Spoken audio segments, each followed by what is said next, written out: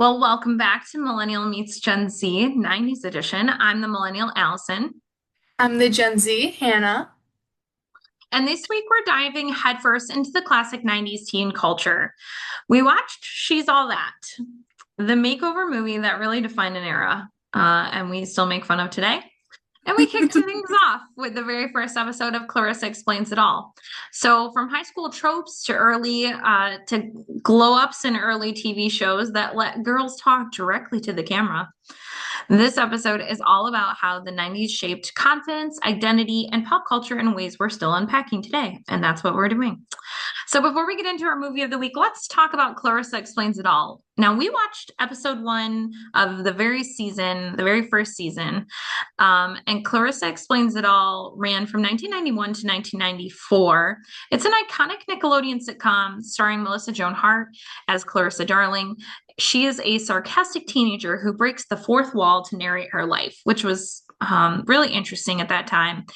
Now, this focuses on typical adolescent issues, school, boys, and a younger brother, Ferguson, while featuring her best friend, Sam, who enters her room via a ladder, which will come into play later. But so, Hannah, what'd you think of the show? So I did really like it.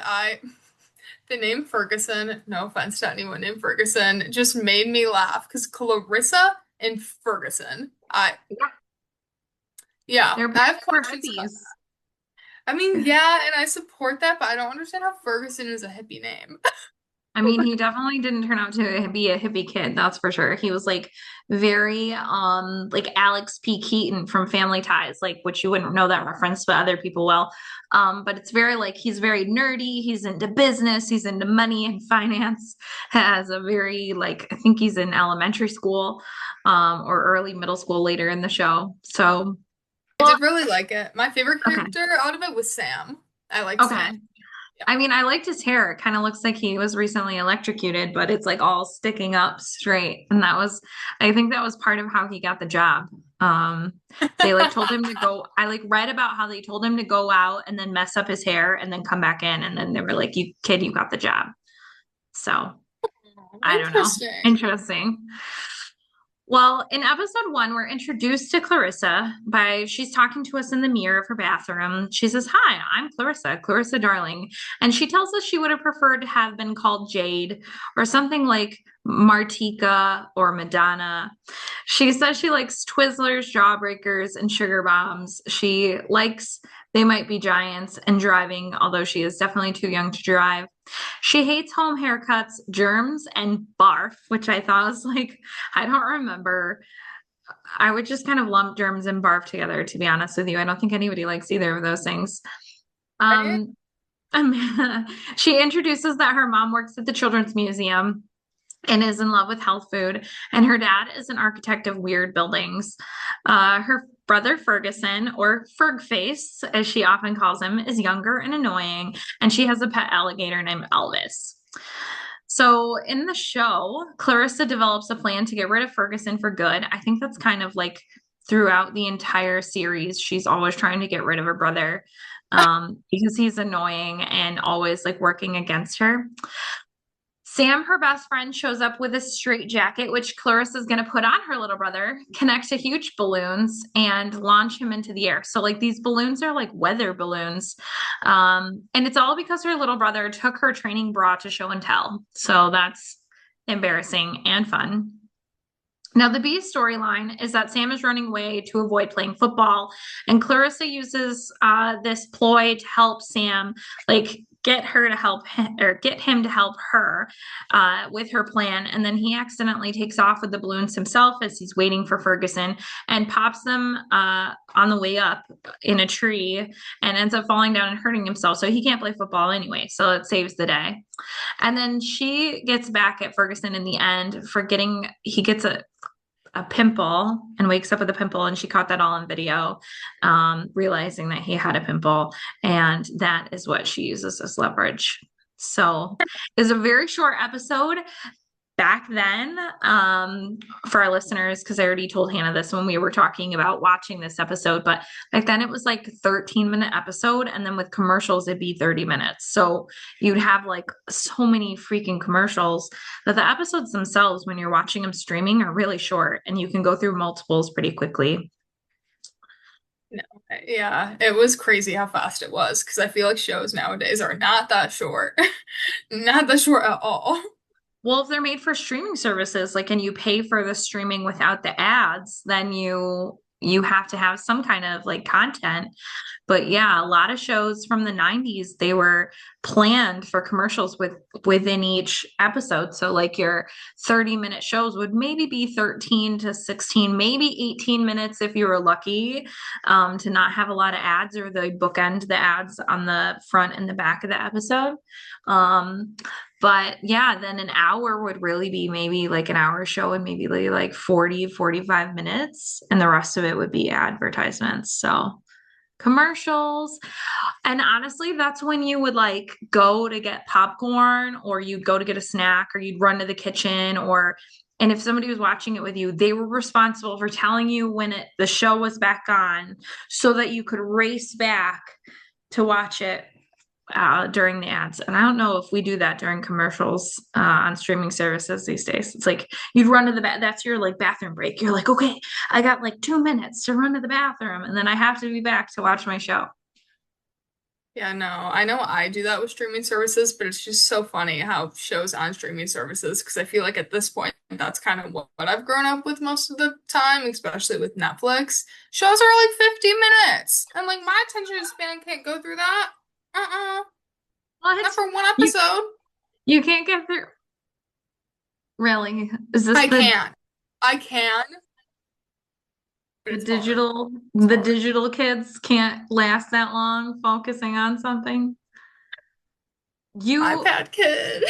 Yeah, you guys would have died with dial-up, like with internet, and you have to sit there and you're like waiting for it to load, and it's like taking minutes to load your Wow. internet.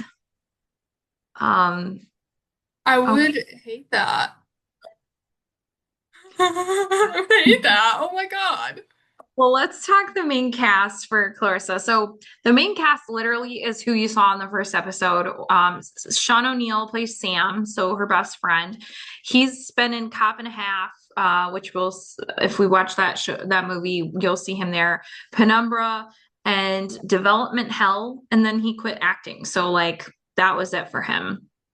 Jason Zimbler, who played Ferguson. Before that, he was on The Edge of Night, and he quit acting after this show. He's now a software developer working in clean transportation, supposedly. So Wait, that's Elizabeth, really cool. Aw. yeah, but it's also weird that like everybody didn't really do a whole lot. But so Elizabeth Hess played Clarissa's mom, and she is known for her role in Handsome Harry and a few episodes of some other shows. And I guess she's more recently done a podcast series called The Wedding Proposal. So I don't know. I know Netflix now has podcasts on there. I don't know if that's one of them, but that was on her IMDb page. And it's weird that podcasts are now showing up on IMDb. So that's an interesting concept. Maybe once we'll have an IMDb page. Um, Clarissa's dad is played by Joe O'Connor, and he's known for his role in The Green Hornet, a few episodes of The Practice, a few episodes of Mad Men. Now, he does show up in an episode of Friends as a guy in Chandler's office. So, if you watch Friends all the way through, you will see him in just one episode, but he is one of the guys in Chandler's office. I feel like I'm trying to remember which episode it is of Friends, but I feel like it was the one like this is getting into Friends, so for anybody who watches Friends, you'll understand. But Chandler has a problem with his boss, where his boss keeps smacking him on the butt and being like, Bing! His last name is Bing. And like, it's supposed to be like a sportsman type of like slap on the butt. Like if you're playing sports, I don't know. But he's really uncomfortable about it. And so he like tries to get away with not getting hit. And I feel like Clarissa's dad, Joe O'Connor, is in that episode or something like that, where there's So it's either that episode or there's another episode where Chandler like there's a guy that keeps calling him Toby and he doesn't want to correct him and Toby wants to join their team and the guy wants to join their team and he's like he gets him kicked off the team potentially because he doesn't want to admit to the guy that his name is Chandler, not Toby.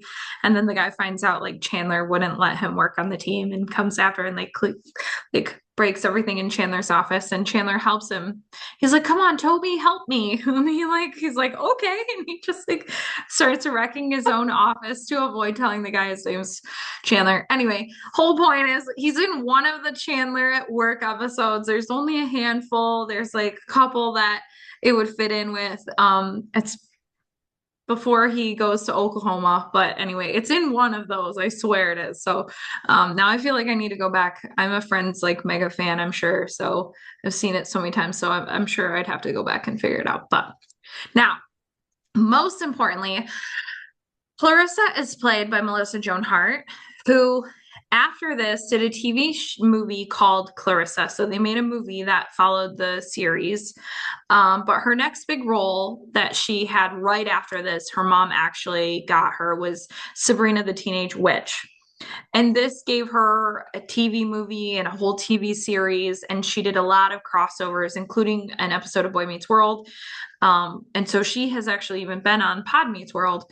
And then she's also been on the TV show Clueless, like the Clueless spinoff TV show. She's been on You Wish and Teen Angel, all things in the 90s as she was like playing Sabrina. So they had like a lot of crossovers.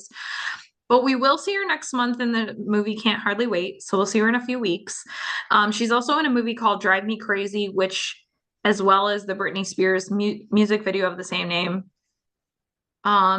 She's been in a lot of movies with another 90s heartthrob, Joey Lawrence, including My Fake Fiance, and they did a show together, Melissa and Joey. I'm sure she's been on the Brotherly Love podcast. I haven't caught up to all my episodes on that one, but I'm sure she's on there if anybody wants to hear her. Or Joey Lawrence or the Lawrence brothers. And then recently she's been in a whole bunch of Hallmark Christmas movies. So she's done like the whole Hallmark Christmas circuit. And you'll see her in a bunch of those. And then she even did a Lifetime movie a couple years ago where she was cast as the grandma. And like the Gen X and millennials like flipped out. We lost our minds because she isn't even 50 yet. And they cast her as a grandma. And it was like not believable at all. She was way too young to be a grandma. So What? yeah, like why would you cast this That's like crazy. 40-year-old woman as a girl? I think she wasn't even 48. I think she was like 46 or 47. Like why would you cast her as a grandmother? And like that's the thing is I think that she felt like she looked old and maybe could play it. And everyone on the internet was like, no, that's not allowed. So it didn't go over well. No, Yeah. rightfully so. She doesn't, That's even if she was insane. older, she doesn't look old enough to be a grandmother. So, anyway, now, Hannah, you've seen our movie of the week, She's All That from 1999, right? Yes. Yes. Okay. Before this watch. Okay. Well, as a refresher from our listeners, here's a synopsis of our movie of the week. So, high school hotshot Zach Seiler, Freddie Prinze Jr., is the envy of his peers, but his popularity declines sharply when his cheerleader girlfriend Taylor, Jodie Lynn O'Keefe, leaves him for a sleazy reality television star, Brock Hudson, who's played by Matthew Lillard. Desperate to revive his fading reputation, Seiler agrees to seemingly impossible challenge. It's more like a bet. He has 6 weeks to gain the trust of a nerdy outcast, Lainey Boggs, Rachel Lee Cook, and help her to become the school's next prom queen. Now, this movie is up on Paramount, MGM Plus, or any streaming service where you can get your free Paramount subscription or MGM Plus subscription, and then you can do that, or you can rent it on Amazon for a couple dollars. So that's where this movie is showing right now. So, what did you think on the rewatch? One, it was kind of weird watching it at an older age compared to being like 14, 15 watching it. That was just so weird because I was obsessed with this movie. Not like fully obsessed, but I was like obsessed with it when I watched it when I was a teenager. But at the same time now, I kind of see why it's a meme in a sense, but it's like called cringe. Like I understand that better, but I still think He's All That is so much worse. Oh yeah, that's true. It's so bad. And this movie gave me more hope. I was like, okay, 90s cinema is so much better. I mean, I've already kind of thought that, but this movie, I was like, are you kidding me? Are you kidding me that this is what they created in the 2020s and this is what could have been? Okay. But I did really like Right. it.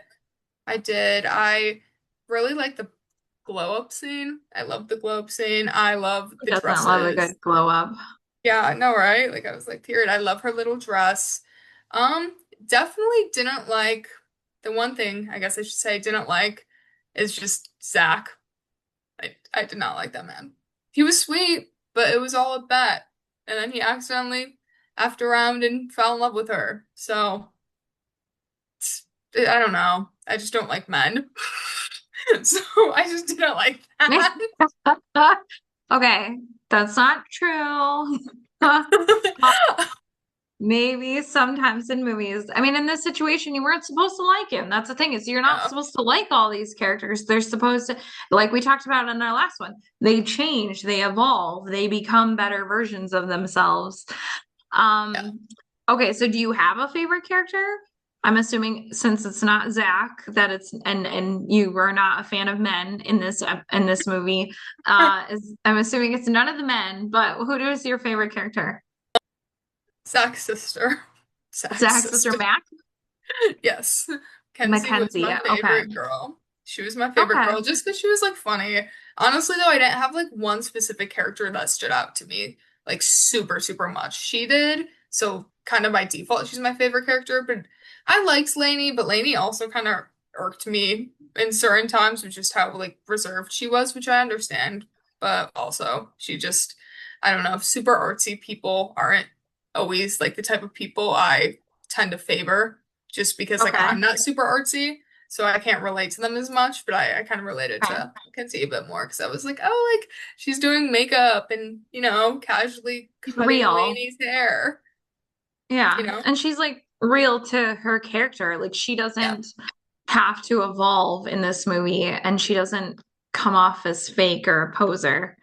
Um, because I agree. think initially, like Lainey was a little bit of a poser. I mean, we'll get to the scene, but it was just a little awkward. So I can definitely understand that. Well, this movie was written by R. Lee Fleming Jr. He was a writer on Friends first season. He also wrote the movie Get Over It and a few episodes of One Tree Hill. Apparently, he wrote several episodes of The Lion Game, which is out on Netflix if you want to binge the two seasons, like I just did like a week ago, obsessively. As I was telling Hannah about it, I'm like, it's The Lion Game. I've seen it before, but I don't know why I needed to re. I've even read the book, but I needed to apparently rewatch the show, and for some reason, I was still shocked. So. Um, I guess that's how my memory is going. Anyway, he also wrote several episodes of Light as a Feather, which was also a really good show. And then he wrote He's All That, Hannah's favorite movie in the entire world Right. that you'll hear her trash the rest of this episode. This movie was So all bad. it's not good. It's supposed to be hokey for a reason, but yeah, it's not good. This movie was directed by Robert Iscove, who is known for directing From Justin to Kelly. Um, Nothing I can say about that. So anyway, let's rewind. We open on Lainey Boggs cutting out newspaper articles for her art project and painting over it. She takes breakfast to her younger brother Simon and threatens to spit in his juice if he doesn't get up. At Harrison Heights, we hear the DJ playing some welcome back music as Lainey Boggs gets dropped off to school by her dad. Now, what campus has a DJ? I mean, like, is this as a teenager, I remember thinking like this is like a California high school. The California high school experience includes a DJ.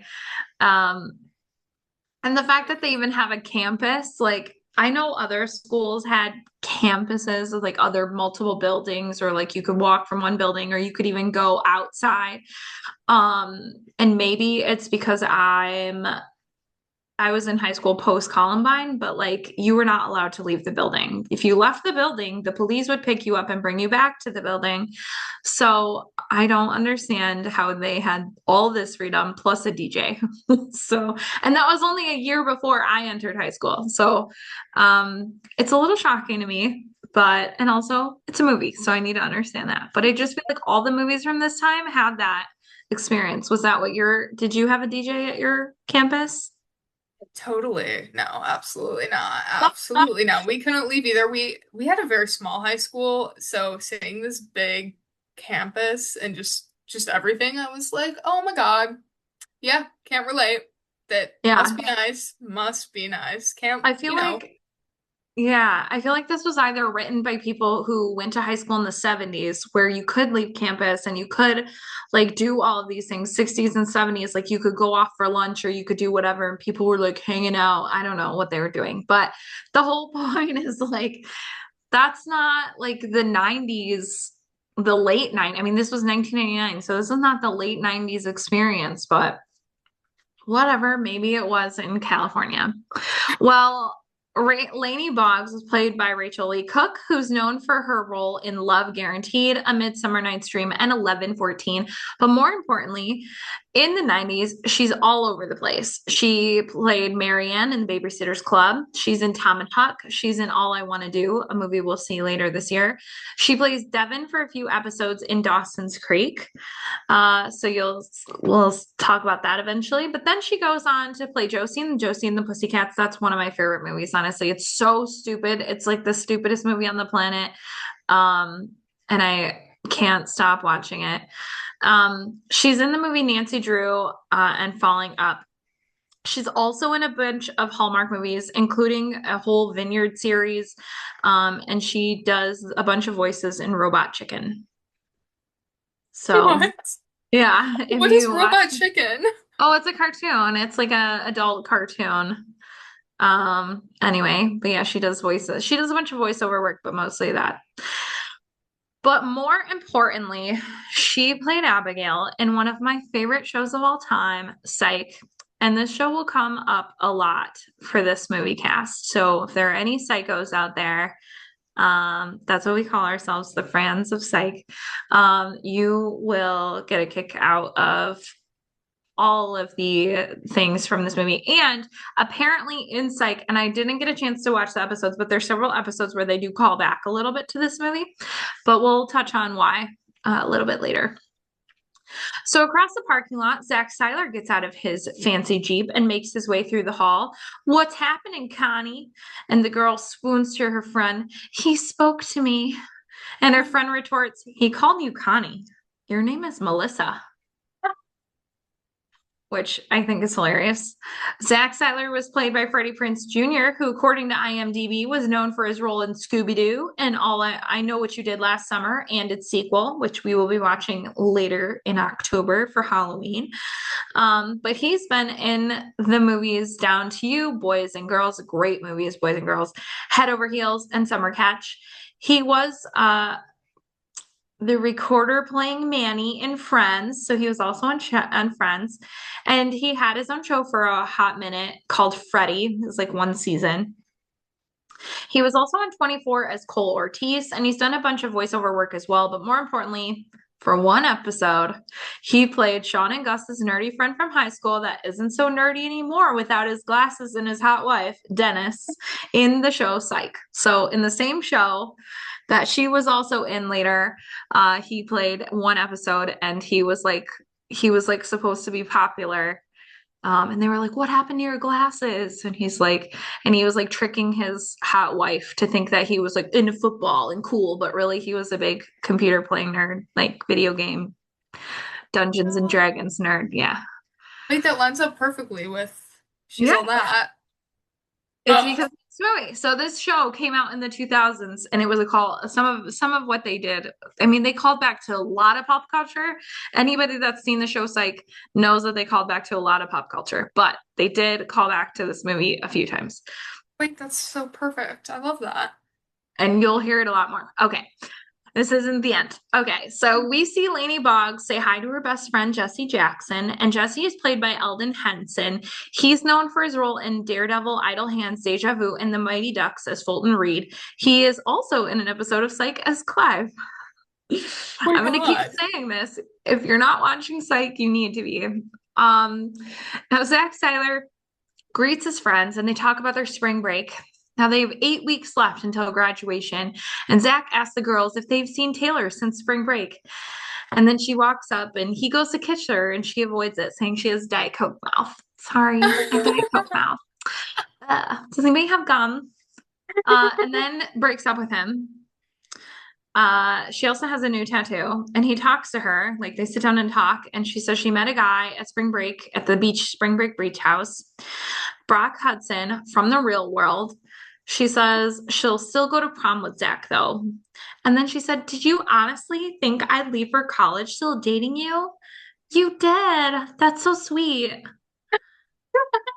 Now, Taylor Vaughn is played by Jodie Lynn O'Keefe, who's known for Halloween H2O, Whatever It Takes, and The Frozen Ground. She started on a soap, Another World, in her career, but then is most commonly known as Cassidy Bridges, the daughter on the 90s show Nash Bridges, which I know a lot of our Gen Xers have probably seen, maybe some of our millennials.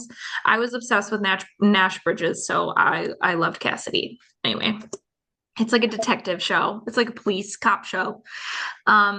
She's the daughter. Anyway, she was also in Prison Break, Two and a Half Men, The Vampire Diaries, and a bunch of other things.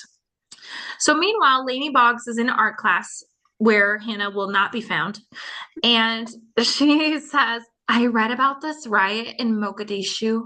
This represents the pain of that night," which is where I want to call her a poser. Like, you're using other people's pain and feelings to make your art. I just feel like you don't know. And like she's like uh not ugly white girl in California, and she has no concept of riots in Mogadishu. But her art teacher comes over and is very nice compared to what I would be like, because I would not be giving nice constructive criticism. I would be like, "You're a poser." But she says, "That's great, Lainey, but what represents you?"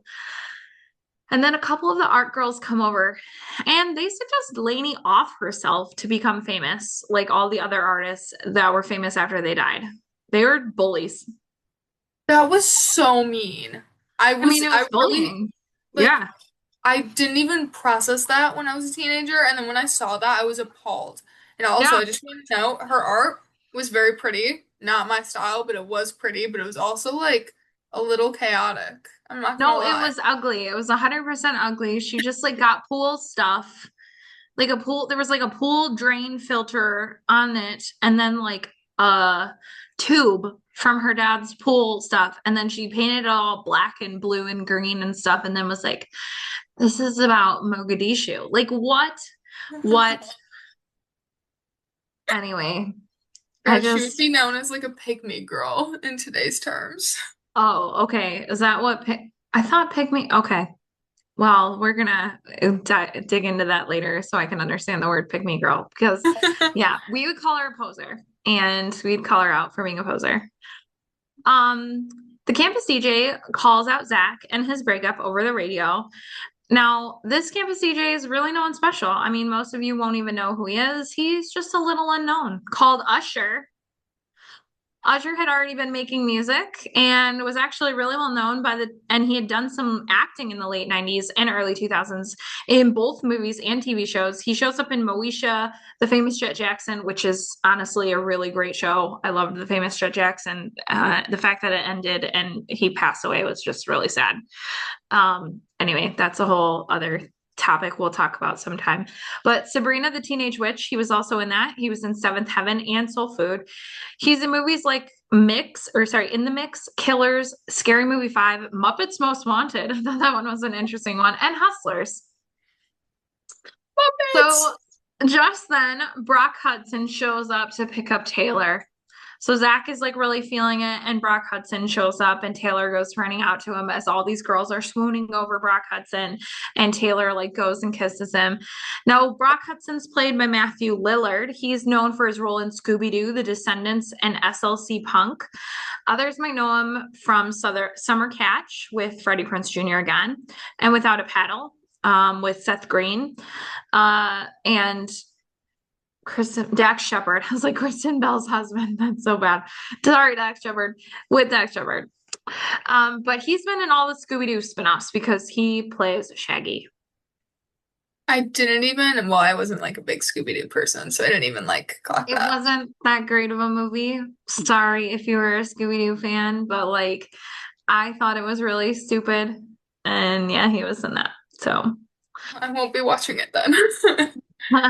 Zach says Taylor is replaceable, but his friends tell him every girl wants to be her, every guy wants to nail her. She's not replaceable. And then Preston says, basically, she's you with tits. So before we go any further, I do want to talk about Preston, and this is why Preston is played by one of my absolute faves, an extremely talented dancer, singer, and actor, Dule Hill. Now, Dule Hill is known for his role as the president's sweet and clever assistant Charlie on The West Wing. So that was an outstanding show. He did an outstanding job in that. More recently, people would recognize him for his role on Suits and Ballers, both great shows. He does good in everything he's in. I think I might be in love. Yeah, it's going to sound like I'm in love with Dule Hill. Honestly, maybe I am. And while he did one episode of Cosby, he did not play Bud. People who watch Psych will get a kick out of that, but he did in fact play a character named Marcus just in the one episode. And most importantly, any psychos out there would know I am leaving out his most important credit, his role as Gus, one of the lead actors in the show Psych and subsequent movies. I highly recommend this show. I'm going to say it again to anyone who likes mystery and comedy. Plus, eventually you'll see Dule both sing and tap because he is a really good tap dancer. So yeah, he's like an insane tap dancer. Like and I've seen it so many times that I can like close my eyes and like imagine him tapping. He does a really great job. Anyway, And I love dancers. I love them. so he had a show called Psych like in the 2000s, and I think it was like 2010. It came out a couple years after Monk had been on TV. I'm trying to remember what channel we used to watch it on. But anyway, it was TBS, I think.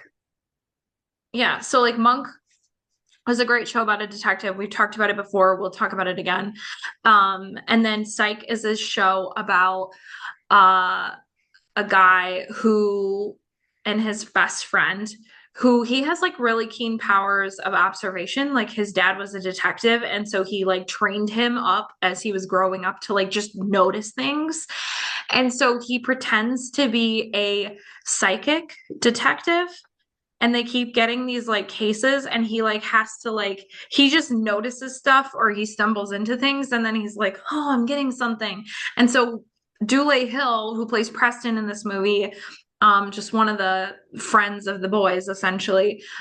He plays the friend of the psychic detective, and he plays a character named Gus, and he's like always trying to keep his best friend out of trouble. Like he's the guy who's like trying to get them out of trouble, trying to like bring credibility. He's also the guy with the car, and so he like drives them around everywhere because James Roday, who plays Sean, like only has a motorcycle, and so he'll steal his friend's car, so Gus's car.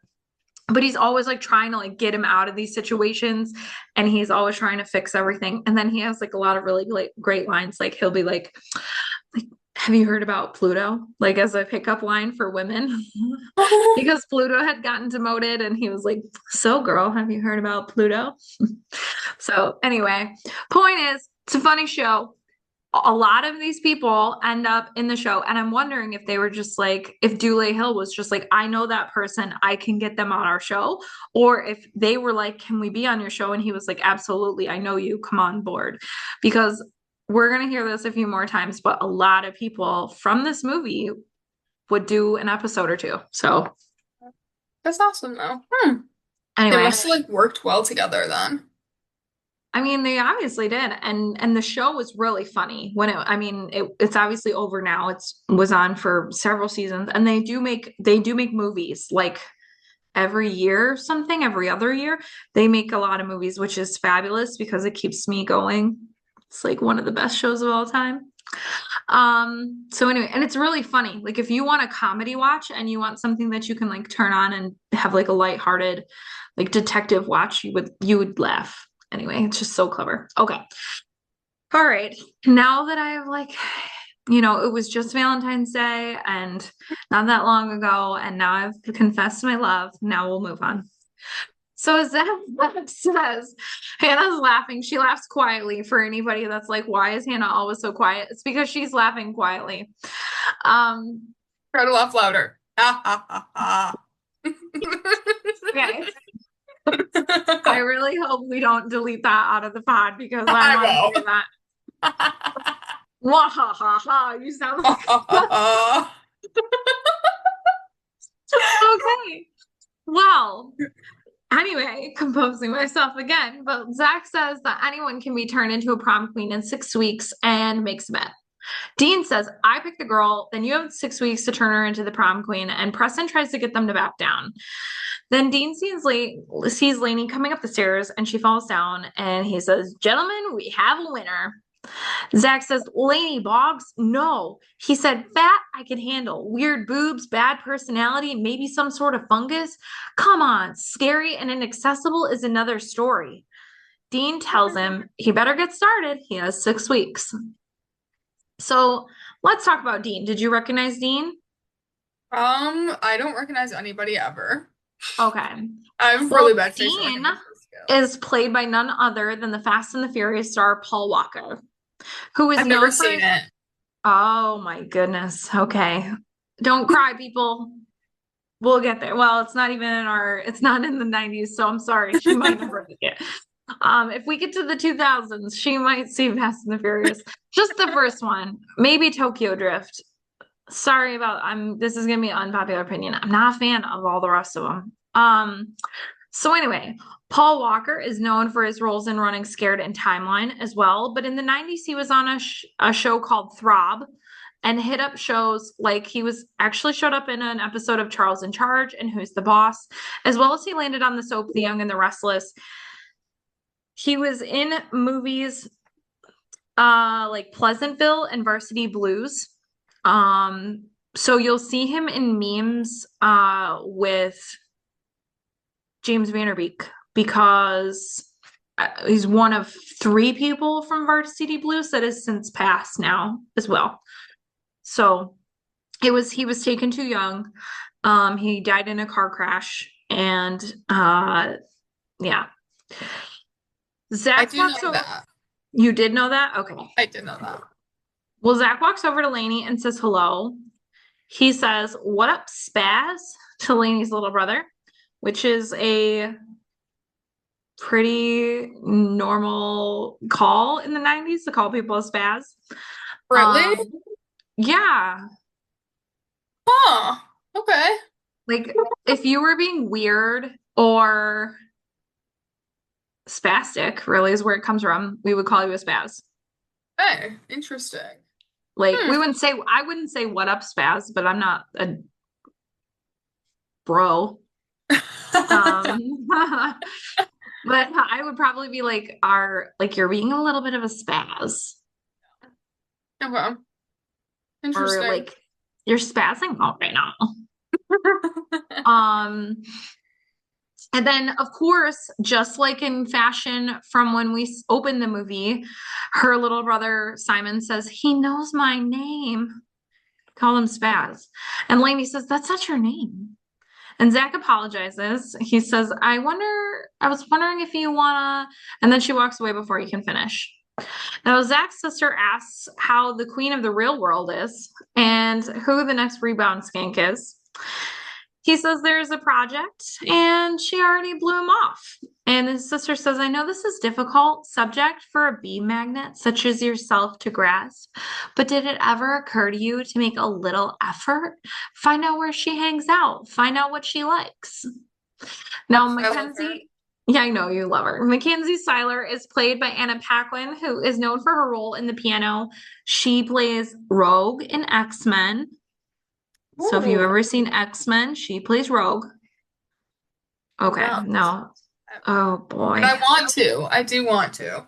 So I think we're gonna have to, we just might be doing this podcast for decades, literally, because we might have to take a decade to watch the 90's, catch up on some 80's, and then we'll have to move into the 2000s. So this movie or this podcast just may go forever. Yeah, at So this point, yeah. strap in, folks. We're gonna be here a while. She also was in the movie The Squid and the Whale. She's also in Almost Famous, Finding Forrester, which is a great movie, and Amistad, another great movie. His parents come home and his dad starts quizzing his son about his college acceptance letters and asking about the Dartmouth response and if he's heard yet. And Zach brushes it off and heads upstairs where he pulls out a folder of acceptance letters. He got into Dartmouth, Yale, Harvard, and a whole bunch of other stuff. He can pretty much go wherever he wants. Out shopping, the girls are wondering why Taylor doesn't pay more attention to becoming prom queen. Taylor says she's a legacy. Her mom, her cousin were prom queens, and her sister would have been one. She said she's not worried about it. Plus, who would run against her? Dun dun dun. You know. Meanwhile, Lainey Boggs is working at the falafel stand and Zach shows up. She tells him to stop stalking her. She's not smart. She can't tutor him. And Zach says he has the fourth highest GPA in their class. And she says, "Is this some sort of new dork outreach program?" And Zach says, "No." Zach says he wants to talk to her about art and he's an independent study art program. Not true. And he wants help. So tutoring, which is exactly what he said he didn't need, which I thought was weird. Jesse is the best friend again, and he suggests that they get together tonight. And Zach said he can't take Jesse's ticket to the show in the Jester, and Jesse says, "Yes, you can." And Lainey says, "I kicked your ass in third grade. I can do it again." And Jesse retorts, "I was sick that day. And if the best looking guy at school is stalking you and you're not the least bit curious." So she agrees to meet Zach there. At the theater, there is a weird performance, and I don't even know how to begin to describe it. Hannah, what did you think of the performance? Would you I go see it? no. Why were they like rolling around and like just Applause? I wish the listeners could see that. But Yeah, nobody can see when you do gestures with your hands that are like sun. It's like you did like a rainbow gesture. like coming out Oh of the cloth. It was just weird. It was really yeah, weird. there was a womb and a dude emerges into the world in his underwear after an explosion. So the womb exploded, which I'm really glad doesn't happen in real life because Yeah. it was like a pop. There was smoke and confetti everywhere. I think that doctors would not be doing what they do if that was how life began. No, I Um, agree. I agree. Confetti everywhere. And then they continue. "My soul is an island. My car is a Ford." And then another person says, "I want to be like Mike." And then it ends with Lainey saying, "Be silent, be still, be silent, be still." And they all kind of curl together in a blanket. Is she the mom in this? Like she's like holding them. I couldn't tell if she was supposed to be the mom in this performance. I Honestly, see that. I I feel would like it not has no meaning. I don't I know. would not pay to go see that. I would not I would pay to get out of seeing that. If a guy got on stage in his underwear and it's not some kind of intentional dance show, strip show, and he's in his whitey tighties, I'm out. That is the end of this art Literally, performance. I'm No, thank good. you. I'm good. I'll be like, I'll catch the next one. Yeah, bye. Like, Bye. I would be like, I think I walked into the wrong theater. I gotta yeah, go. I'd run. I'd run. I'd No, stop the stage. I'd be like, no, like quit. I did not remember that. And then when he popped out of the like fabric, I was just like, nope, nope. I want to hit fast forward through this entire thing. I didn't. I watched it, but I definitely wanted to hit fast forward. So that's the only scene I felt bad for Zach in. That is the only scene. Can you Well, imagine? Like, and like what high school girl is like signing on to like a 30-year-old man in his whitey tighties art performance? Right? Like, and So then she gets to weird. ride home with him later, which I just feel like, no, like, no, Yeah. if I was your mother, you would be like not allowed to go home with the underwear guy. Yeah, no, you would not be allowed to perform in that, So, respectfully. anyway, so I don't understand art apparently either. It's fine. Well, they on stage say there's an exciting new voice among us, and they get Zach Seiler up on stage after their performance is over. He takes out a hacky sack and they start to play music, and he's hitting the hacky sack and he says things like bounce, gotta keep bouncing, can't let it drop, never let it drop. Come on, Zach. Everyone is watching. Everyone is counting on you, Zach. Don't let it drop. And then it drops, and he says, sooner or later, it has to drop. And everyone claps because they're like, oh, this is so emblematic of like his current situation with like trying to hold everything together and be perfect. Oh my God, that was so stupid. That was so stupid. Those are his feelings, Hannah. Rude. I know, He's but feeling the pressure. He's a high school student feeling the pressure about being rich and getting into everywhere he can possibly go. every single Ivy League, he has too many choices. His life is so terrible. I mean, to be honest, if you're in that situation, it feels terrible, right? Yeah, Because I like bet. your perspective is only that you've got this very cushy life and you're having to make a tough decision and you haven't been prepared to make decisions of such importance and given the space to figure out who you are, it sounds like in his. So I'm trying to give him benefit of the doubt, you know. And like I do understand that people think that situations are rough when they're in them and they don't have that anything on the other side. So anyway, well, Zach is super psyched afterwards. He's got that rush from being on stage. At the corner, Zach looks at Lainey and says, do you always wear those glasses? And then she says, yeah, why? And he says, no reason. Do you ever think about contacts? She says she does, but doesn't wear them and doesn't like to touch her eyeball. He says, her eyes are really beautiful. And she says, oh, please. She gets mad and walks off. You want to know about art? When the class president starts touching my face on a darkened street corner, talking about my eyes, there's a word for it. There's an entire movement in the 20s. It's called surreal. And then she leaves. Now, Taylor is making out with Brock, who is obsessed with watching himself on The Real World because he's a charmer. He gets mad that Taylor is kissing him because he has a reading for a new spelling drama and doesn't want to smell like her spit. Zach shows up to Lainey's house and meets her dad, who tries to hand him a used dirty jock strap from one of the pools at the university from a Heisman Trophy runner-up. Gross. Simon runs out and greets Zach and asks him to play Sega. Lainey comes out and talks to Zach and tells him to stop showing up like this. He says she can't keep wigging and invites her to the beach. So Zach says he'll play Sega with Simon if she doesn't want to go, and says her dad can even show him more pool stuff. So they go to the beach. She gives in. Lainey's dad, Wayne Boggs, is played by Kevin Pollak. We know him from, do you know where? Where did we just I, see him? girl, I don't remember There anything are of it. fish involved. Fish. No? Oh, Grumpy old men. oh, grumpy old Hook. man. I like how you're like, Hook. Where was the fish and Hook? I mean, I know that the boat was in the I water, was but on there a were no boat. fish and Hook. There's mermaids. Mermaids are fish.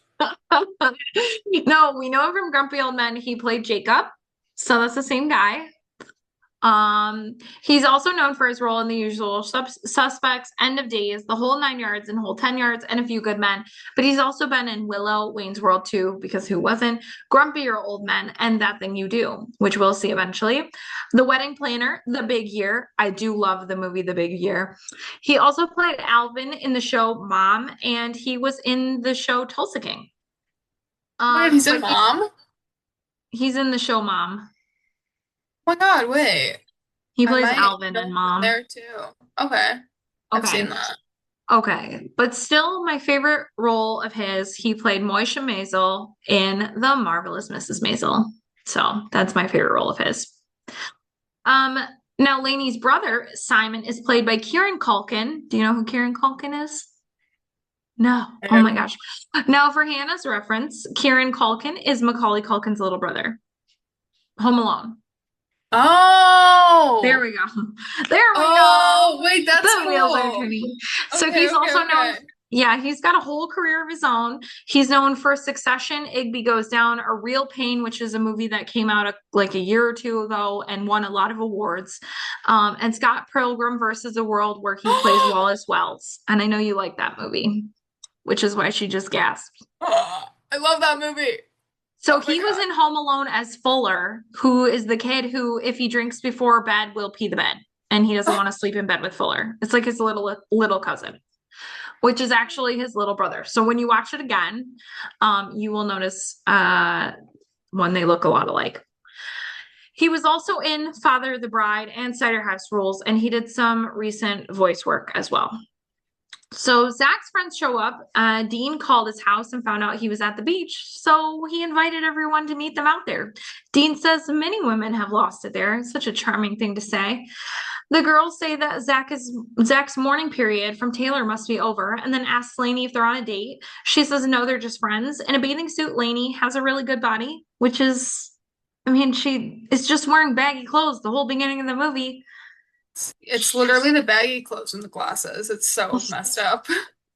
So they decide to play beach volleyball. The group invites Lainey to a party later, knowing Taylor will be upset. And Lainey tells Zach that she has to clean the house. It's almost unlivable and she can't go to the party. Later at Lainey's house, she's cooking and talking to Jesse on the phone. Her father is watching Jeopardy, getting all the answers wrong. And Simon is eating peanut butter with his hands. When a knock comes at the door, Lainey hangs up the phone and opens it to find Zach. He says she's cleaning, and he brought the JV soccer team to clean the house for her. He tells her to go get dressed, and he bought her a red dress. He also brought his sister Mac, who you love, to do her hair and makeup. Now, Mac tweezes Lainey's eyebrows because in the 90's, eyebrows were out. We did not have eyebrows. You overplucked them. That was the rule. They needed to be skinny. That was the only time my eyebrows have ever been popular, because I already have disappearing, very fine eyebrows. I did not have to overpluck them. They just lived that way. So, Love thin eyebrows. I wish I well, could have thin eyebrows, but I cannot. don't do it. And they've Okay. only been popular for like a decade and never come back. So, uh, Okay. don't do it. Okay. So downstairs, the JV soccer team kid knows the answer to Jeopardy, and then the dad finally realizes there are other people around him cleaning the house. He like didn't. Now I do want to point out that one of the soccer players with no lines, he just like we see him as they're coming into the house, is none other than Mayo Ventimiglia, who is Jess in Gilmore Girls. So if you are Team Jess, Oh. you will recognize him. I'm not Team Jess. I do like Jess, but I'm not Team Jess. Mac comes down and introduces Lainey, who needs a little coaxing to come down. But she comes down, hair shorter, wearing makeup in the red dress, looking perfect. Because she is like a Bratz doll with the perfect face shape, big eyes, and now she just has a new haircut. So I don't, this is why it was like, you cast a beautiful person, didn't make her very ugly, and now you're like, oh, look, she's beautiful now. Yeah, can we talk about that for a second? First Yes. off, loved her haircut. Loved her haircut. It was so cute, but almost encouraged to get like a little bob, but definitely not. No. I do not have a face shape for a bob, but she does. So kind of jealous of her. But that's so bogus that they couldn't cast someone who was unconventionally attractive and try to roll with that instead of someone who is conventionally attractive and just trying to make them quote unquote ugly. This is the 90's. Yeah, it's Would I not did not put like an that. unconventionally attractive person on television, probably unless they were a man. So this is the Fair. 90's. I mean it's the end of the 90's, but it's still the 90's. So yeah. I mean, we'll get it. I mean, Mac is beautiful. All the women who are in this movie are beautiful, even the Yeah. bully art students. So Eyes, they were super pretty. I was jealous of their makeup, but Taylor, I think, is stunning. Even though she's a complete B, I thought she was beautiful. Her eyes, I yeah. was like, oh, she's so pretty. So Matt comes down and introduces Lainey, and then As Lainey comes down, she stumbles down the stairs and Zach catches her, which is the classic, like, oh, and then you like trip and then fall right into his arms. At Preston's party, Katie grabs Lainey and takes her to talk to other people. And Dean asks Zach if he's sleeping with her. And Zach said it's just a bet. Now, Katie is played by Gabrielle Union, equally as gorgeous, who you may She's know so from pretty. Bring It On, Bad Boys 2, 10 Things I Hate About You, and Deliver Us from Eva. She's appeared in a ton of things in the 90s that set her up for her career all the way to now. The two other girls in the Taylor pack are Chandler, played by Tamara Mello. Now, she was in the Brady Bunch movie Tom and Huck. She also played in a Seventh Heaven part. She was also in The Beautician and the Beast. Good movie. Also love that movie. And it's not a great movie in general, but it's just, yeah, it's like a guilty pleasure. She also Good. appeared in one episode of Boy Meets World as the girl who tries to get Sean to join a cult. So she has also been on Pod Meets World. I think it was like when they recapped the fifth season. Oh my God. But in the late 90s, I knew her as Lily on a show my grandmother would tell me to stop watching. Popular. I should also mention that she was also on an episode of Psych. Alex is the last one in the girl pack, and she is played by Little Kim. Lil, sorry if I said little. She's played by Lil Kim, who has done some acting as well, just like Usher, up until now. So she was also on Moesha. She was on Dag, Zoolander, You Got Served, Nora's Hair Salon, and superhero movies. So in between doing music, she did some movies and acting. Lainey opens the door at the party to the bathroom to find Misty, the mean girl from art class. She's puking in the toilet and tells Lainey that she got into her first choice art school. And here she is cleaning up her puke. Misty is played by Clea Duvall, and we will see her again and Can't Hardly Wait as well.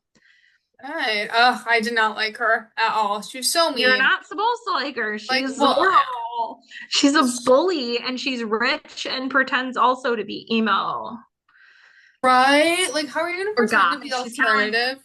goth emo, yeah.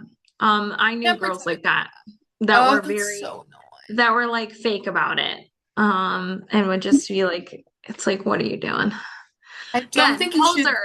No, literally, you should not be alternative if you're gonna be a bee. Like, that's against the culture.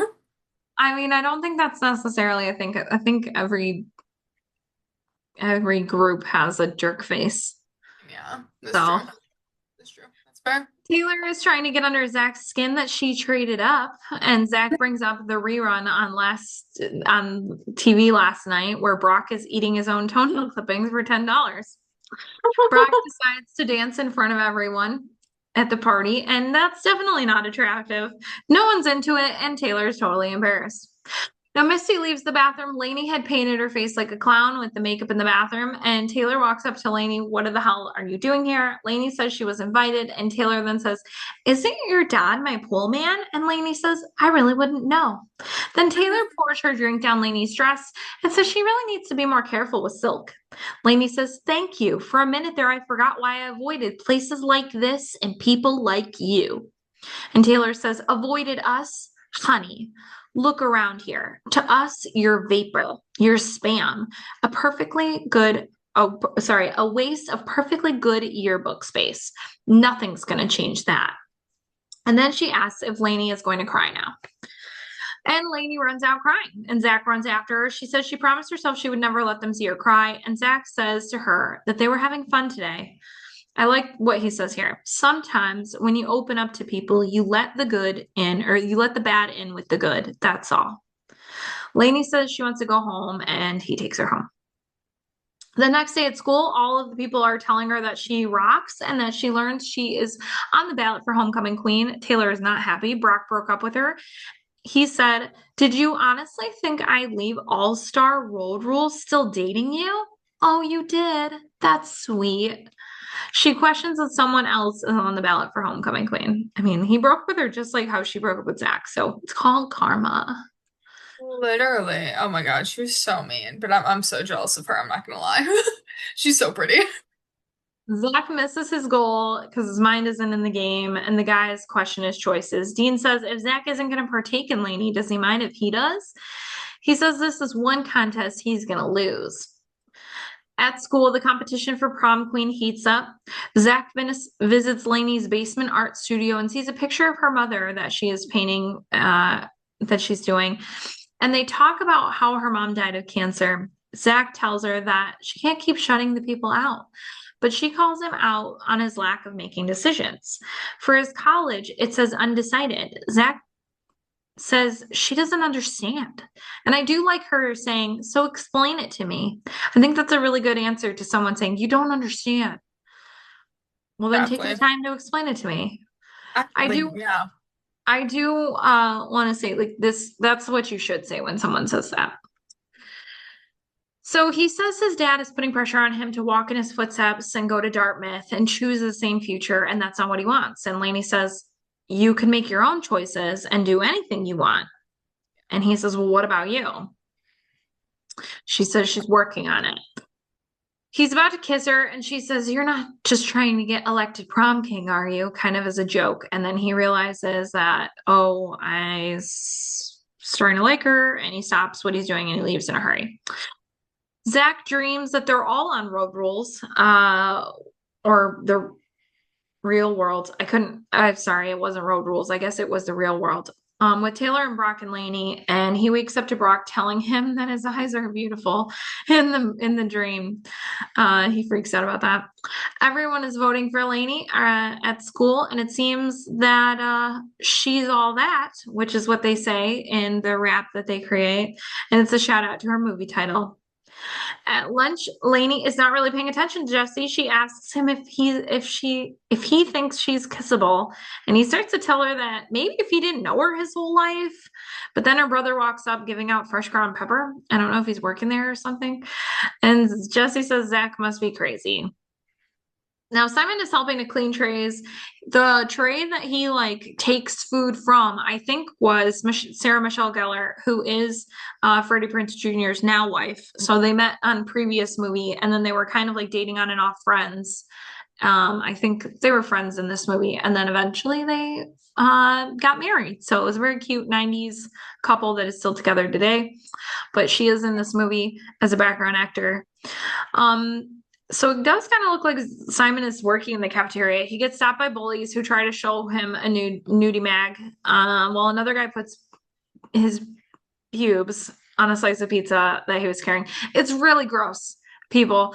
And I will tell you, Zach shows up and he makes the bullies apologize and eat the pizza, pubes and all. And as an adult, this almost made me vomit. So we're gonna skip through that. I'm not going to describe it any more than that. That's it. I'm not going to even, gross. I don't know how I got through that as a high school student watching, or 8th grade to 9th grade. But like, I will say that back then, like, our shows were weird and gross. Like, some of the cartoons and stuff we would watch were even just like weird and gross. Like Rocko's Modern Life. That's all like gross things. Why did we watch that? And the fact that we would have put up with something like this in a movie, it's just as an adult. No, it's so weird. I've never seen anyone bully someone like that, like in real life. What? You know what I mean? That's what movies are for. Yeah. So Lainey sees Zach's heroism, but Zach leaves, noticing him. He kind of was like, I can't deal with this now. Later at her job, Dean shows up and asks her to prom because Zach hasn't asked her. And Dean says Zach still has a thing for Taylor and doesn't care about her like that. Back at Zach's house, his dad found his acceptance letters to college. That went over well. Zach's dad is played by Tim Matheson, who is best known for his role in Animal House, but he's also played the vice president, John Hoynes, on The West Wing alongside Dule Hill. This was before this. He was also on Virgin River, a more recent show that you can see on Netflix, and he is played my favorite role of Dr. Brooke Breland on Heart of Dixie. Such a good show. But he's also been in a lot of great movies, both comedy and drama. So Tim Matheson, good guy. Zach's dad says being an adult is about making choices, and Zach calls his dad out, and he says he can't fix his mistakes through him, and his dad apologizes and tells him he needs to make decisions because his future is coming either way. Now, Lainey and Taylor come face to face for a photo, but they're in the tight race for the prom queen. Taylor asks Zach to prom, and she lets him know that Lainey's already going with Dean. Zach confronts Lainey and Dean about it and says it's B. Um, it's bull. Dean says, Zach, this isn't cool anymore, bro. I like this girl, and you gotta stop this whole bet thing. Totally calls him out. And he tells Lainey that they had a bet where Zach could make any girl prom queen, and you were the one picked. So he thinks if he takes you to prom with him, it'll help you win. Then Dean looks at Zach and says, people have feelings, man. So Zach is like getting thrown under the bus, like Dean wasn't a part of this. And of course, Lainey looks at Zach and she's like, am I a bet? Am I a bet? And then, yeah, gets upset. Taylor then chimes in about how she didn't think she'd be popular for real, right? And Lainey runs off, and Taylor tells Zach to pick her up at 8. Zach keeps calling Lainey, and Simon tells him to stop calling and hangs up.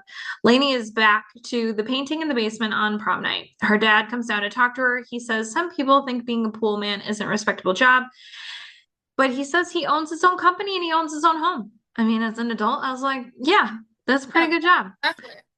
He adds that while Simon and Lainey help out, there might be some confusion about who the parent is. He appreciates her, but that she needs to be a kid and have some fun. That she doesn't need to keep putting off her life. Doesn't she have a prom to go to? And she says she doesn't have a date. But there is a handsome man upstairs waiting for her. She goes up to find Dean, waiting to take her to prom. He apologizes and understands that she doesn't trust him, but he didn't ask anyone else on the chance that she'd say yes, and that has to count for something. And she doesn't even have to change, is what he says. Now, Zach takes his sister as his date, which is cute. I thought the dress was inappropriate, but I also don't know how old she is. Just because it's like when she was initially wearing it, it was like very low cut on the top. And then all of a sudden, like by the dance, it's like where it's supposed to be up higher on her chest, which is fine. But like when it was like when she comes down the stairs, I'm like, you're on a date with your brother. What are you doing? No, that was really sweet though. That was really sweet. I would assume she's like a freshman or a sophomore. That's kind of Yeah, what but I she would goes to think. an all-girls school, so Yeah. I don't know. It's very confusing. At the photographers, oh, so sorry. So we also see Taylor waiting to get picked up and no one shows up for her. At the As she photographer's should. station, Preston and Katie go to prom together, and a random guy shows up with a blow-up doll. Not really sure about why that is. The photographer is actually played by Carlos Jacot, who has been in Gross Point Break, being John Malkovich, Fun with Dick and Jane. He was the policeman in the recent Barbie movie, and he's also been in Psych a few times, including in the movie. Derek rushes. See, I told you, like everybody in this movie has been in Psych. See. Derek rushes into another couple's photos. At prom, Zach's sister tells him to find Lainey and cut in, and we hear the Rockefeller Skank by Fatboy Slim. Taylor catches Zach for a dance, and the DJ tells the group to do the dance that he taught them, which is better than the music video for the song if you ever listen to it or if you go watch it. The choreo for the song is pretty stupid, but it does include a lot of 60s and 70s dance moves that can be seen in like old bikini movies. So I thought that was really weird. Um, yeah, it was like moves that they would do in like the Gidget movies, and things that you'd see. They were like 70s um beach movies. Oh, And okay. like you would see all of these dance moves in those. So it was weird to then see it like on screen in the 90s as like supposed to be cool. Yeah. No, I thought it was cute though. I thought it Um, was cool. Maybe I like that era of dancing then. Maybe that's how I like dance. I mean, they're doing the swim and some of it, and then they're doing yeah, anyway. Um, so it was weird, but the music video for that song is just worse. So that was the better music video essentially for that song than there actually exists. So Matt goes over by Jesse and they say that they're sharing their song. It's a favorite song and they hit it off. Lainey's teacher says her art with her mother is her favorite piece and she told all the art schools about it. So that's really nice. She tells Lainey, whatever opened her up, don't let it go. Now I'm very confused about this because we do see like her painting and her mother is like in the middle. And I don't know if that was a reference photo because then we see a picture of her mother and then she's got clown face paint over her face. And then I'm like, why did you make your mother a clown? And I'm really hoping that's not the art piece that she's talking about. That I would don't, be crazy. I there's honestly, I kind of get what you're saying about her art being ugly now in retrospect after like discussing it. Yeah, but Yeah. there's a lot of clown art. Like she, the bully, the art bully does clown art in the beginning of the movie. The Lainey paints a clown face on her when Yeah. she's like in the bathroom passed out and being a bee. And then there is a painting of her mother with a clown makeup on her face. And so I'm like, what is with this clown? Is that supposed to be some kind of joke that like the rest of us weren't in on? I don't know. Probably. I wonder if that's was like a thing in art during that time. I doubt it. I don't No, know. I don't no, know. no, Like what? no. It's like a reference. It's a futuristic reference to the 2016 Killer Clowns. Um, no. What 2016? Oh, well, that's a movie. That's a movie from the 80s, is Killer Clowns.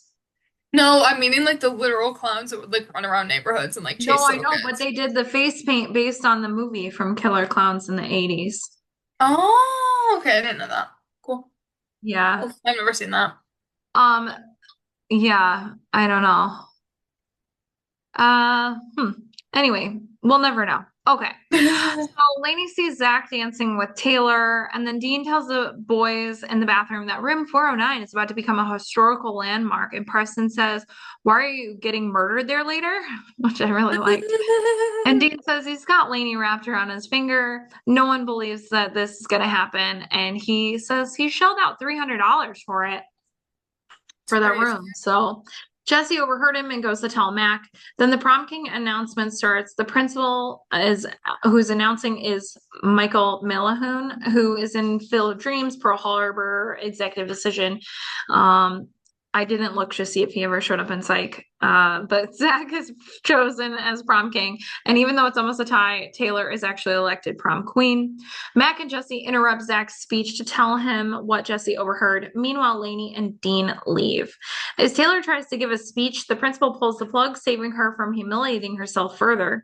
And Zach leaves, calling all hotels, trying to track down Lainey and Dean. But back at home, Lainey's dad is telling Simon about pool shapes when Lainey comes home. He calls her into the living room where Zach is waiting, and Lainey's dad says goodnight and tells her he's going to bed and to take the conversation out to the backyard. Zach asks if Lainey is all right, and he had heard about Dean trying to sleep with her.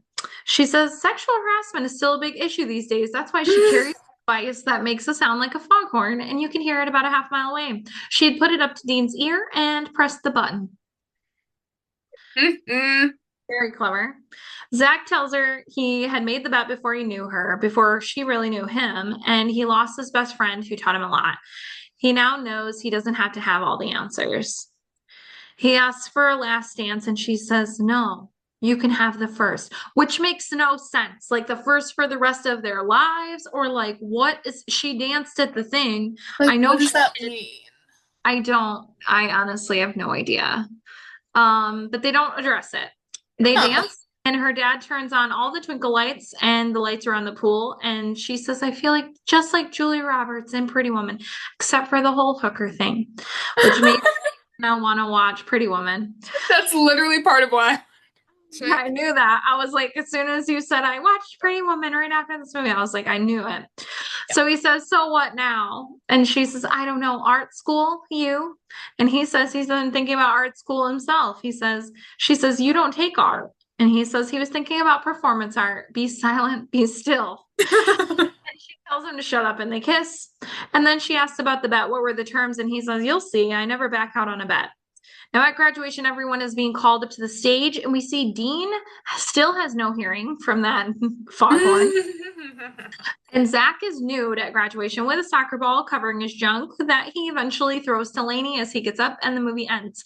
Now, before I ask your thoughts, Hannah, I do want to say that it's possible that this movie and others encourage people to go naked at their high school graduation because a few years later, they warned us a lot when I graduated. They checked to make sure that we were all dressed under our gowns and that no one showed up naked. Like we had to confirm, like our gowns had things under them. Otherwise, they wouldn't let us go anywhere near the building or we would be told to go home and change. So apparently, people were showing up naked after this movie. So what I It's missed. insane. Okay, so I have, you're gonna be like, actually, the listeners may judge me a little bit for some of the weird things that I noticed. Uh-oh. First off, the drink scene, I I was so upset for her, and watching her like run away and like slowly cry was so upsetting. But why did she run like that? Did you notice how she ran too? She She ran so. runs like she's like in distress. She's in distress, Hannah. I Give her don't know. I have a really weird thing with how people run, including myself. Like I run really stupidly. So when I see people run like in a certain way, I'm like, what the You need heck? to watch the Friends episode where they go running, God. where Oh Phoebe God. and Rachel go running. Oh God. Oh Phoebe God. runs like Kermit the Frog, where her arms are just like flailing. Anyway, it's a Oh, funny I love episode. you. But anyway, okay, so what else? Running is weird. Running is weird. Also, I will provide my rating now. Okay, so I changed it a little bit. I'm gonna give it an 8.5 hyphen 9 out of 10. Okay, very specific. 8.5 hyphen 9. To a nine, an eight Yeah. five. You're just gonna say 8.5 to a nine. Yeah. What? Yeah. Why? You have to pick a number, girl. What is Okay. this 8.5 to nine? What's the Okay. difference? Like, why is it maybe a nine, but maybe an 8.5? Like, where do you want like an 8.75? Would that make you Yes. feel better? Yes. Okay, so I'll like give this will kind of be my like explanation of my thoughts, I guess. So initially, I was like, oh, I want to give it a 9 because I love this movie and I think it's great. But then, because I watched it twice, as I told you, I watched this movie twice. So the first time I watched it, I was like, okay, I was just more watching it for fun. You know what I mean? Like I wasn't watching it to take notes necessarily. I was just watching it to get like, just to watch it, you know? And so I initially was like, oh, it's a 9. But then when I really watched it and like actually paid attention to the plot, I was like, okay, it's gonna be an 8.5 because this is kind of stupid. It's a okay movie. It is kind of stupid, but like I love Just it. But I mean, it's that's stupid. okay. That's okay. You can love it. I mean, the thing is that that's what we did. We watched it and then loved it, and then all the hokiness was like pointed out to us as we kind of went on. And it was, I mean, it was a little hokey then too, but you know, it only got hokier as time passed. We got older, and other things then made fun of this movie. So. Yeah. No, it is. I get it now. I get it. Like, I think they Rewatching it. made fun of it in Not Another Teen Movie. Like, I think that was one of the big movies that came out after it. Yeah. I've seen that movie. I've Yeah. seen that movie. That's what I've seen. Okay. So, Yeah. That's so funny. And okay, I just didn't really like Lainey. I really didn't. I really haven't liked Lainey. I mentioned that earlier, but like she kind of just annoyed me. And I get that she's going through stuff, but like, dude, I don't know. I personally I would have beat Taylor's A if she spilled a drink on me. Personally, I would have socked her in the face. But that's just me. So I feel like she needed to have more confidence, for sure. how many people have you socked in the face? No one, because I've never had a drink spilled on me. But if I did, trust me, it's happening. Wouldn't immediately go, that might have been an accident. You just punched him in the face. Well, if it like is an accident, if it's not the way Okay. Taylor did it, yeah. But like if Yeah. someone literally The just way goes, that, I mean, I don't think that that will happen to you now, though, Hannah, because you are in the adult world now, and that stuff only happens in juvenile situations where someone is really stupid. that makes sense. No, I felt so bad. I like almost cried for her. Like not actually, but like I felt so bad. I was like, oh my God. And as we talked about, she's not ugly. So like, why is she being No. bullied this hard? I know. I think she's being bullied that hard because she is not ugly, first Yeah. of all, and they feel threatened. But Yeah. second of all, like for us to believe that she was this hideous thing was hard because like all they did was make her hair long, put it in a clip, give her some baggy clothes, and put some glasses on her. And then we're supposed to expect to believe that that she's ugly and she's like the petite, tiny little person. I mean, yeah, skinny was in the 99s. Oh So yeah. like, I think that was like a big thing, but yeah, yeah. She's really cute in Psych, but she's the same. I mean, she's petite and tiny and has the cute little perfect face shape and the big eyes and um so yeah. I mean, she's gorgeous. She's gorgeous and I'm sure she's a nice actress. She's in a lot of different things, so and people seem to get along with her, so I'm assuming she seems nice. Um but anyway, but yeah. It's hard to believe though that she could be ugly. Yeah, right. I agree. And okay, I kind of liked Brock. I know I said I hated the man, but I kind of liked Brock. I thought he was funny. So self-involved. You're not supposed to like him, Hannah. You're supposed to hate that guy. Oh, he Like, was so. Oh my God. Well, he was like. like the worst character. No, I. I thought Dean was the worst character. I hated Dean. Ah, I hated him. Well, I hated him more that's than fair. Zach. Hated him more He's than kind Zach. of cocky, and honestly, that's like his character kind of like in all of his movies. He's kind of cocky, he's kind of a bro. Yeah, but maybe Yeah, like creeper sorry. vibes. No. He's not a creeper. He's a very supposedly very nice person. No, Uh not in real life, like his character, like as oh, Dean. okay. I was like, I don't think he's a Creeper. creeper. No, like as Uh, a creeper. well, anything else? Um, oh, I want to go back to like why I like Brock.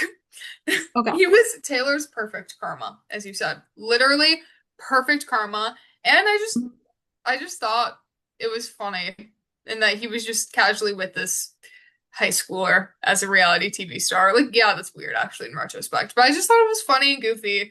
And Well, he I was probably like 19 or 20. yeah, I doubt he was that much older, but no, that's funny. And it reminded me of He's All That because this actor named Peyton, I forget his last name, but he serves as like the Brock in it, and their vibes, I didn't realize how similar the characters were. It was so Yeah. funny. It was like, oh my God, he reminds me of that character. I forget what his name is, but Well, it was written yeah, by the same guy, so I'm sure he yeah, wrote them to be very similar. yeah. But yeah, overall, good movie. Actually, great movie. Just I get the hokiness now. I get it. 0.75. All right. Well, before we get into our next movie, I want to talk about the recent passing of James Van Der Beek, which has been very sad. He passed recently of cancer, colorectal cancer. It's important to get tested, and he's only 48 years old. So, as such, on our next episode, we're going to be watching an episode of Dawson's Creek. Now, Dawson's Creek was really a seminal 1998-2003 television teen drama set in Cape Side, Massachusetts that follows the lives, romances, and personal growth of a tight-knit group of friends from high school through college. It's known for its witty, highly articulate dialogue. The series explores intense adolescent themes like sexuality, heartbreak, and identity, huge on identity. It stars James Van Der Beek as Dawson Leary, Katie Holmes as Joey Potter, and Joshua Jackson as Pacey Witter, and the beautiful Michelle Williams as Jen Lindley. Now you can watch Dawson's Creek on Netflix, Hulu, and Disney Plus, or you can purchase it from Amazon Prime. We're going to be watching season 1, episode 7. This is the show is called Detention. After Dawson, Joey, Jen, and Pacey individually commit various violations at school, they get stuck together for an 8-hour Saturday of detention, along with Abby Morgan, the troublemaker. This episode is a tribute to The Breakfast Club. Have you heard of The Breakfast Club? I think I don't know if I've watched it. I don't think I have, but I have heard of it and I know what the plot is, yeah. Yeah, so it's kind of an 80s movie of a bunch of kids from different backgrounds stuck in detention together. So this episode is kind of a tribute to that, but it's also a great episode to kind of show you the backstories of everything that's gone on. It's kind of a good season check-in. So like by the time you get to episode 7, it's like checking in on all of the things that have happened. So the backstory you need to know before we watch this is that Dawson Leary, Joey Potter, and Pacey Witter all grew up together in Cape Side. And Jen Lindley recently moved in next door to Dawson.